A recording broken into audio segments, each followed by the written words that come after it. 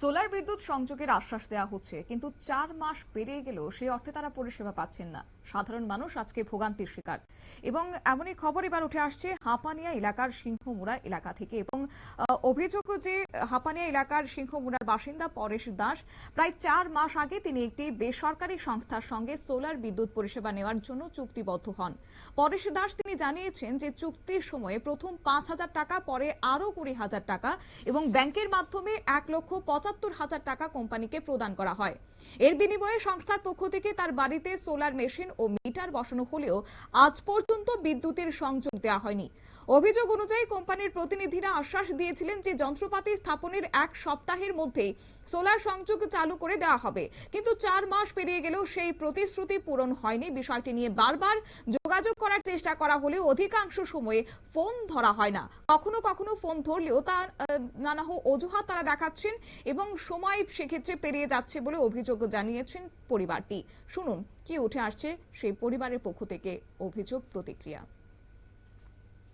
আমি গত 24/4/2026-এ solar company PM সূর্যঘর যোজনার যারা ভেন্ডার আছে তাদের সাথে যোগাযোগ করলে পরে তারা আমার বাড়িতে আসে, ভিজিট করে এবং তারা আমার থেকে 5,000 টাকা অ্যাডভান্স, একটা 20,000 টাকার চেক আর একটা ব্ল্যাঙ্ক চেক নিয়ে যায় এবং PM সূর্যঘর যোজনার যে পোর্টালে গিয়ে তারা অ্যাপ্লাই করে আমাদেরকে বলছে আমরা গ্রামীণ ব্যাংকে যেতে। আমরা যাই, ওইখান থেকে 1,78,000 টাকা নিয়ে নেয় তারা।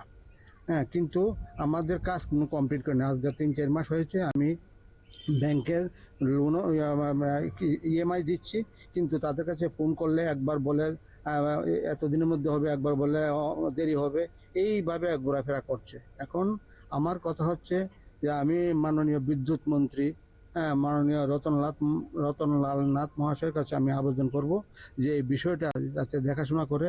আমি জানি, আমি জানতে পারছি যে আরো এই ব্রাডব্যান্ড কোম্পানি এই এলাকার বিভিন্ন লোকের থেকে এমন ভাবে টাকা নিয়েছে, তারাও আমার সাথে কথাবার্তা বলছে, কিন্তু তাদেরও সেই একই অবস্থা।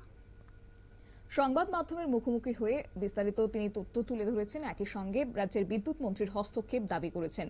ওনার আবেদন হচ্ছে বিষয়টি খতিয়ে দেখে প্রয়োজনীয় তদন্ত করা হোক এবং দ্রুততার সঙ্গে ওনার বাড়িতে সোলার বিদ্যুৎ সংযোগ চালু করার ব্যবস্থা করা হোক।